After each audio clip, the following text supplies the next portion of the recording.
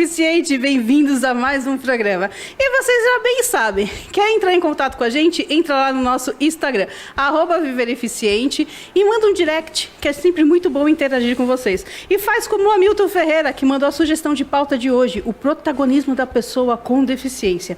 E ele apresentou pra gente um grande ator, que eu fiz questão de trazer aqui para falar do seu talento, o Arthur Baldin. Oi, tudo bom? Graças tudo bom? a Deus, Muito tudo bom. obrigado pelo convite do Viver Eficiente e do Hamilton também. Prazer A gente estar que aqui. agradece você de ter aceitado esse convite. Arthur, antes da gente falar dos seus talentos profissionais da artes cênicas, primeiro, o nosso público gostaria de saber sobre a sua deficiência. Então, na verdade, quando eu nasci, eu tive uma anóxia no parto, que é uma falta de oxigênio ao nascer, o que me levou a ter uma questão tanto na coordenação motora como na voz. Eu tendo mais a falar que eu tenho paralisia cerebral. Então é correto falar que você tem uma paralisia cerebral. Vulgo exatamente. PC, entre outras. Exatamente, é. Perfeito. Você está com quantos anos hoje? Tenho 28. Perfeito. Meu Deus, gente. Uma criança na flor da idade. Pareço ter 40, mas tenho 28. E eu, que tenho 45, pareço ter 18, né? Tudo bem. Idades à parte, né? Idades à parte. Arthur, quando que começou a artes cênicas na sua vida? Então, as artes cênicas foi uma coisa muito curiosa, porque eu tava naquela finalização de colegial, de descobertas e tal. Eu sou de uma família de muitos irmãos, eu tenho 3 irmãos. Certo. E meus pais sempre muito preocupados, poxa, o Arthur, a deficiência, não sei o quê, e Você é o agora o que caçula? vai fazer? Não, sou o segundo. Seu segundo. E eu sempre gostei muito do campo. Tanto que eu queria fazer agronomia para ir morar numa fazenda. Olha que beleza! Eu já escrevi sobre meio agrário, em revistas Do segmento. do segmento e tal, que não é o caso de falar aqui, mas já escrevi.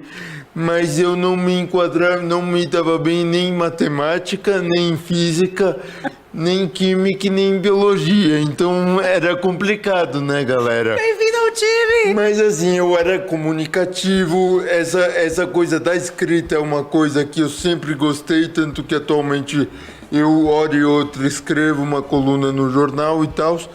E aí eu comecei a me encantar pelo jornalismo.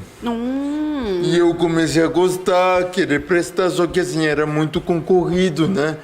Então assim, eu sei que assim, no terceiro colegial, eu inventei de querer fazer teatro. A última peça que eu tinha visto na vida foi quando eu fui no Maternal 2 ver o Pinóquio. Então assim, tinha tudo pra dar errado.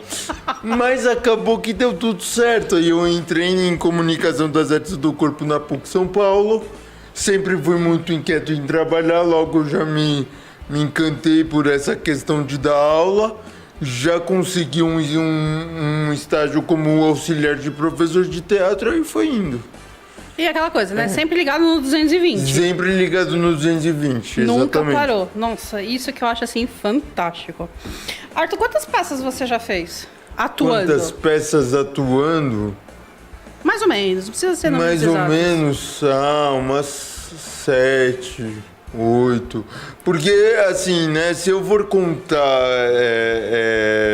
sei lá, eu não consigo separar entre teatro amador e teatro profissional, né? Enfim, mas assim, eu crio peças, né? O meu monólogo autoral, o Tchau Meu Glorioso Café, que foi dirigido pelo Nando Bolognese, também ator com deficiência. Foi algo que eu escrevi, aí eu fiz parte da Companhia Mirante de Arte. Atualmente eu estou no Coletivo Libertas, que é um coletivo de artistas com deficiência. Então é assim, eu vou agarrando projetos, né? Atualmente, por exemplo, eu faço parte do Coletivo Libertas, mas eu não estou apegado a nenhuma companhia. Eu tenho um grande amigo meu chamado Felipe Abramovics, que a gente vai pegando os projetos, vai criando juntos e, inclusive, né, agora em dezembro eu participei de uma peça chamada Segismundo Extemporâneo com outro ator com deficiência chamado João Paulo Lima. Então a gente vai pegando as coisas, vai fazendo e vai esperando acontecer. Perfeito. Se tem uma coisa que a gente precisa deixar bem clara também para o nosso público, não só quem nos assiste, mas também a sociedade em si, que pessoas com deficiência estão nas artes cênicas não por uma questão de lei de cotas, por um assistencialismo ou um favorzinho. Perfeito. Eles estão ali por tão puro talento. Perfeito. Você participou de todo o processo seletivo, você fez todos os cursos necessários e agora você está no palco porque é o seu lugar de destaque, é o seu lugar merecido. Não. E é onde você queria estar. Perfeito. E assim, Kika, acho que é importante falar, em 2020 eu escrevi um artigo sobre isso. Porque as artes, de uma maneira geral, ao contrário de outras áreas do conhecimento, ela tem uma questão mais subjetiva, né?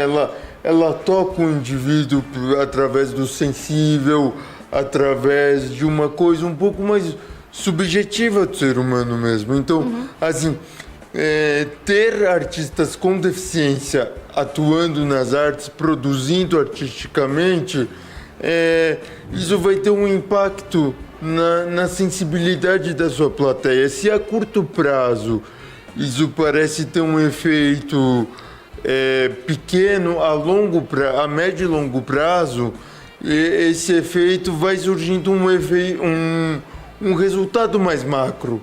Então, as pessoas que estão vendo pessoas com deficiência produzirem, vão falando, aquilo vai se criando eco e vai tendo impacto em políticas públicas para pessoas com deficiência. Então, por isso que eu vejo como uma coisa muito importante que tenha pessoas com deficiência atuando nas artes em específico, né? Mesmo porque também as pessoas acham que as pessoas que estão ali nas artes cênicas é tipo assim, é só um passatempo, é só modinha. E eu aproveito esse seu gancho para fazer uma pergunta. Por exemplo, assim, pelo menos é uma opinião particular de Kika de Castro. Eu vejo que as grandes mídias, e a gente fala grande é porque as pessoas enaltecem demais essas mídias. Elas colocam o profissional com deficiência, mas não assim, eles querem quantidade. E não, às vezes, qualidade, porque é aquela coisa assim toda. Tudo bem que tem o processo seletivo tal e tudo mais, mas quando eles vão fazer alguma coisa com deficiência, eles dão uma oportunidade e depois acabam. Ah, não, eu já fiz isso com um ator deficiente. Ah, eu já fiz isso com um apresentador deficiente. E deixa isso, e eles não dão continuidade. Tipo assim, não, vamos chamar para uma próxima novela, vamos ter ele no nosso elenco nas próximas produções. O que falta realmente para o profissional ter esse protagonismo? Eu acho que falta para as grandes emissoras, como você está dizendo, o Kika, botar o talento acima da deficiência.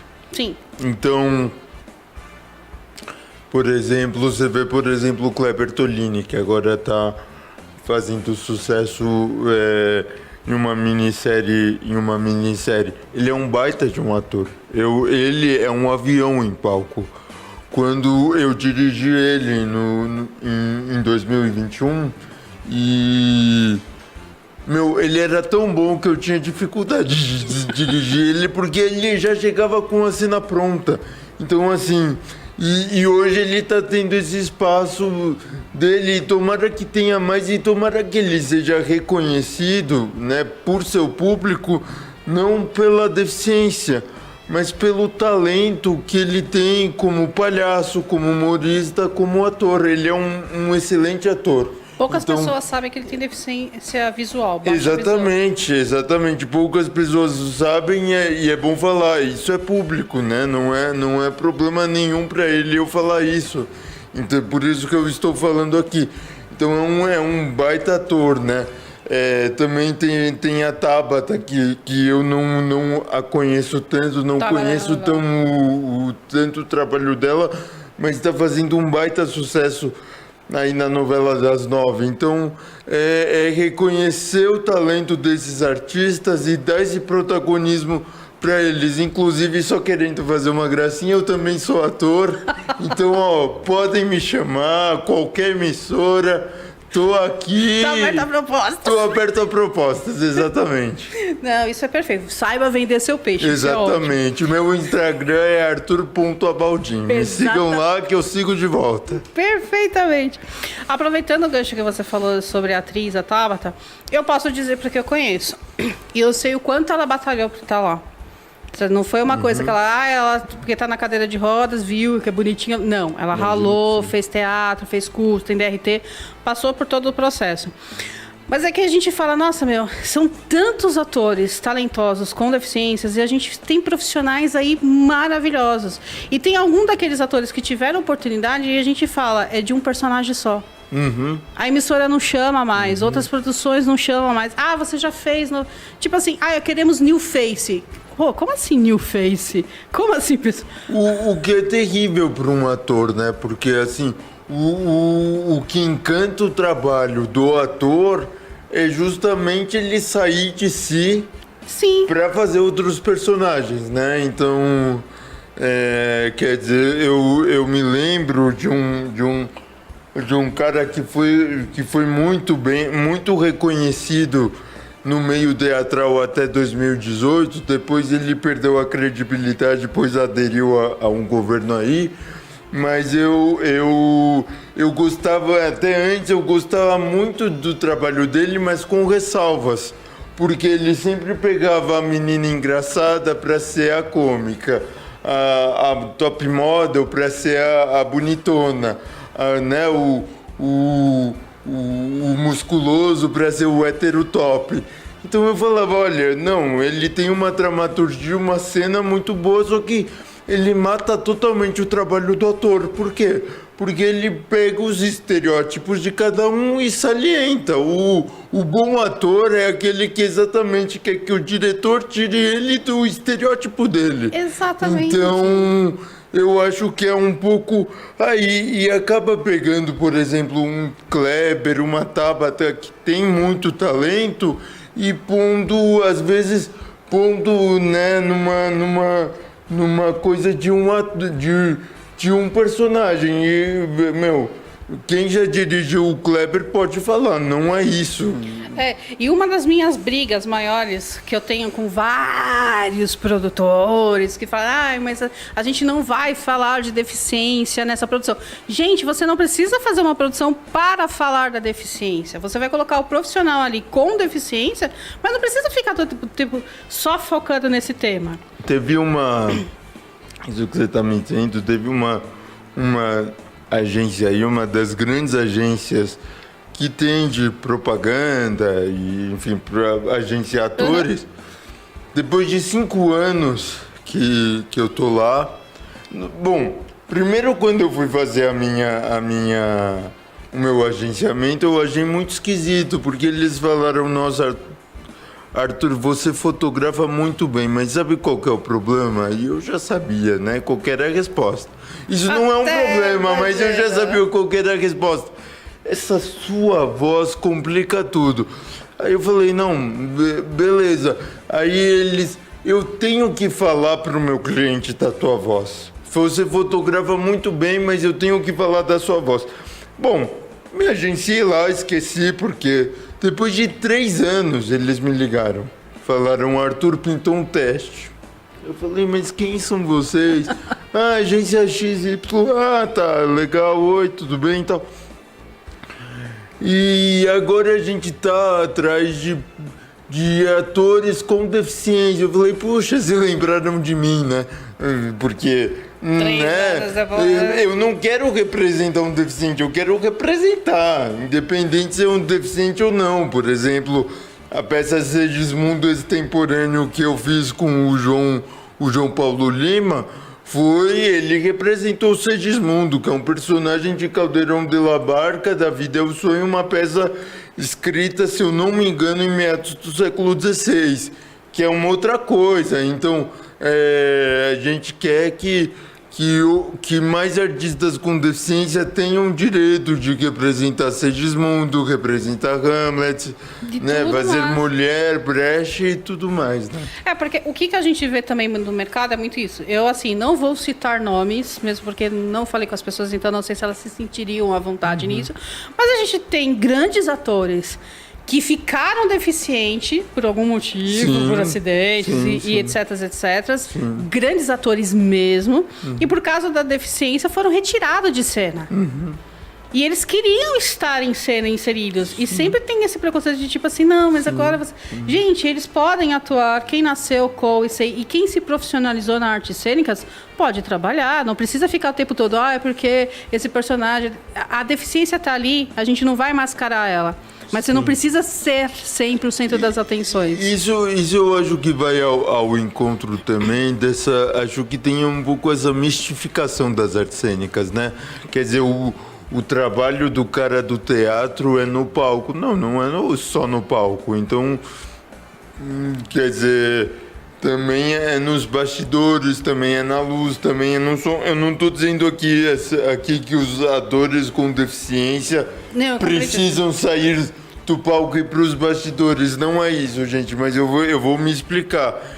Assim como as artes cênicas não é só o trabalho do palco, no palco também não se conta só com aquele corpo normativo, lindo, belo e perfeito, até porque as artes...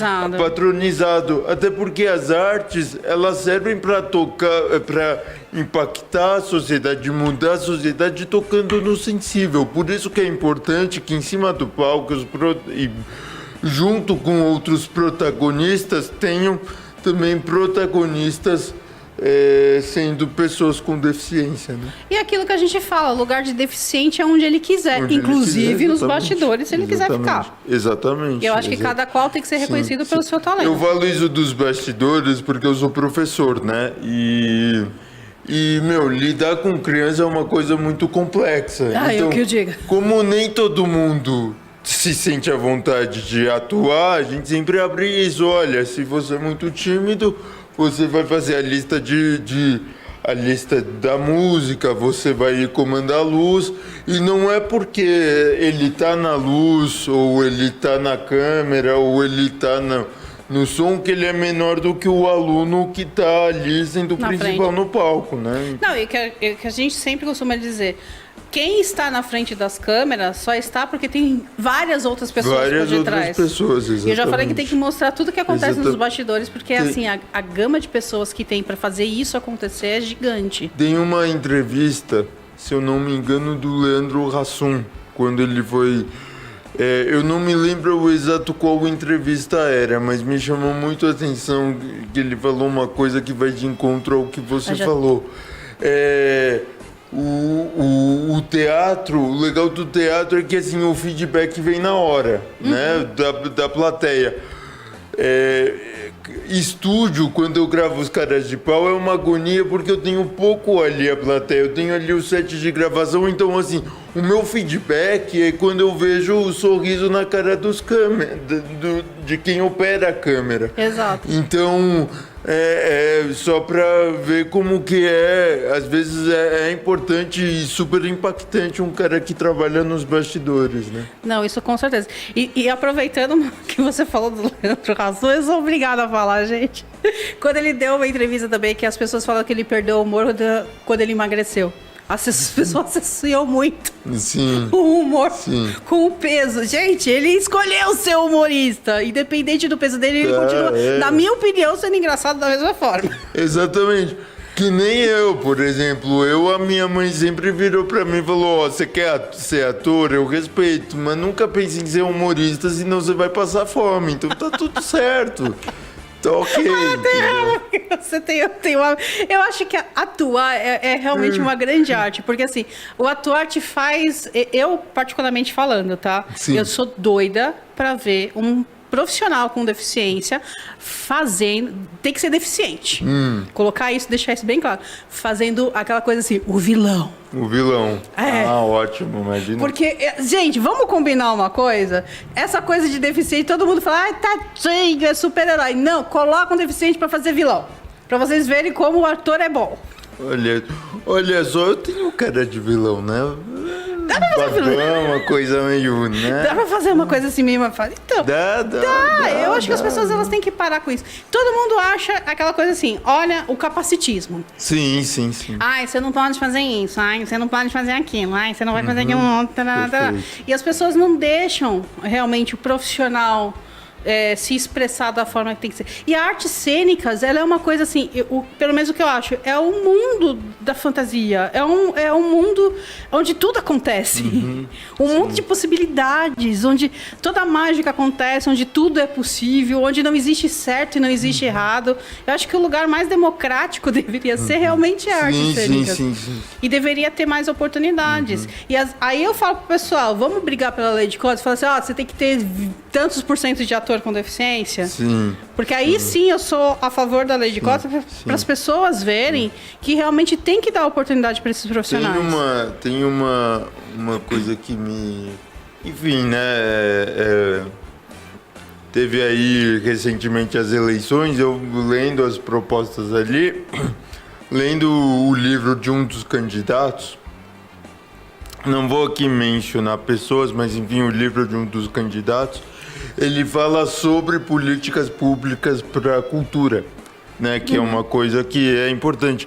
E ele falou uma coisa interessante que eu concordo, no entanto eu faço um adendo aqui. Ele falou, a grande questão hoje da cultura é o mainstream, né? Quer dizer, o que molda um pouco a cultura é realmente os mainstreams, né? Os grandes canais de YouTube, exato, ainda a TV e tal. E ele falou uma coisa interessante que já existe, mas acho que ainda é insuficiente. Acho que assim, uma solução para a cultura brasileira é isso.